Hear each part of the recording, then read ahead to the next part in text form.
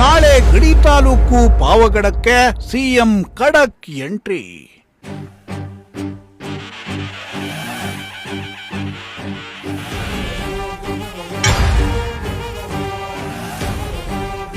ಸಿದ್ದರಾಮಯ್ಯ ಸ್ವಾಗತಕ್ಕಾಗಿ ಸಿಂಗಾರಗೊಂಡ ಪಾವಗಡ ಪಟ್ಟಣ.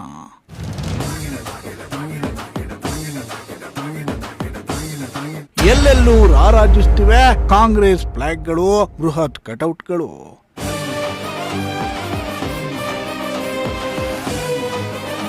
ಸಿಎಂ ಎಂಟ್ರಿಗೆ ಲಕಾಲಕ ಅಂತಿದೆ ಬರದ ನಾಡು.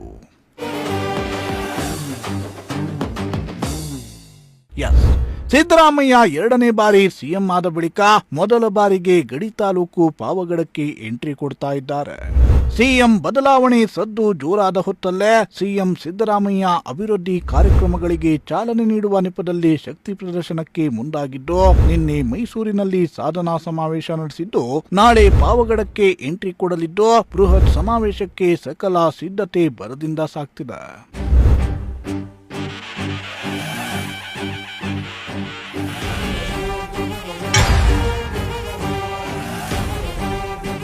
ನಾಳೆ ಸಿಎಂ ಸಿದ್ದರಾಮಯ್ಯ ಪಾವಗಡಕ್ಕೆ ಖಡಕ್ ಎಂಟ್ರಿಯನ್ನ ಕೊಡ್ತಾ ಇದ್ದು, ತುಂಗಭದ್ರಾ ಜಲಾಶಯದಿಂದ ಪಾವಗಡ ತಾಲೂಕಿನ ಹಳ್ಳಿಗಳಿಗೆ ಕುಡಿಯುವ ನೀರು ಪೂರೈಕೆ ಯೋಜನೆಗೆ ಚಾಲನೆ ಜೊತೆಗೆ 716 ಕೋಟಿ ಮೊತ್ತದ ವಿವಿಧ ಕಾಮಗಾರಿಗಳಿಗೆ ಶಂಕುಸ್ಥಾಪನೆಯನ್ನ ನೆರವೇರಿಸಲಿದ್ದಾರೆ. ಪಾವಗಡ ಪಟ್ಟಣದ ಮಹಾತ್ಮ ಗಾಂಧಿ ಕ್ರೀಡಾಂಗಣದಲ್ಲಿ ನಾಳೆ ಬೆಳಗ್ಗೆ 11 ಗಂಟೆಗೆ ಬೃಹತ್ ಕಾರ್ಯಕ್ರಮವನ್ನ ಆಯೋಜನೆ ಮಾಡಲಾಗಿದ್ದು, ಸಿಎಂ ಅವರನ್ನ ಸ್ವಾಗತಿಸಲು ಪಾವಗಡ ಪಟ್ಟಣವನ್ನ ಶೃಂಗಾರ ಮಾಡಲಾಗಿದೆ. ಪಾವಗಡ ಪಟ್ಟಣದ ಎಲ್ಲೆಡೆ ಬೃಹತ್ ಕಟೌಟ್, ಫ್ಲೆಕ್ಸ್, ಬ್ಯಾನರ್ ಹಾಗೂ ಕಾಂಗ್ರೆಸ್ ಫ್ಲಾಗ್ಗಳನ್ನ ಕಟ್ಟಲಾಗಿದೆ.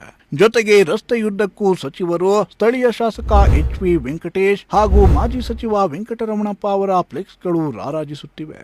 ಅಲ್ಲದೆ ಪಾವಗಡ ಪಟ್ಟಣದ ರಸ್ತೆಯನ್ನ ಪೌರ ಕಾರ್ಮಿಕರು ಸ್ವಚ್ಛ ಮಾಡ್ತಾ ಇದ್ದು, ಪಾವಗಡ ಫುಲ್ ಲಕಾಲಕ ಅಂತಿದೆ.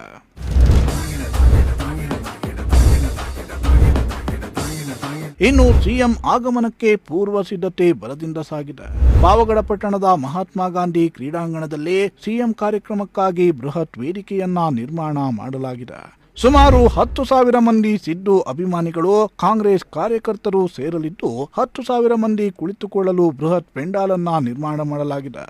ಸಿಎಂ ಸಿದ್ದರಾಮಯ್ಯ ಅವರನ್ನ ನೋಡಲು, ಅವರ ಭಾಷಣವನ್ನ ಕೇಳಲು ತುಮಕೂರಿನ ಮೂಲೆ ಮೂಲೆಯಿಂದ ಜನರು ಆಗಮಿಸ್ತಾ ಇದ್ದು, ಕಾರ್ಯಕ್ರಮಕ್ಕೆ ಬರುವವರಿಗಾಗಿ ಕುಡಿಯುವ ನೀರು, ಊಟ, ಶೌಚಾಲಯ ಹಾಗೂ ಬಸ್ ವ್ಯವಸ್ಥೆಯನ್ನ ಕೂಡ ಮಾಡಲಾಗಿದೆ.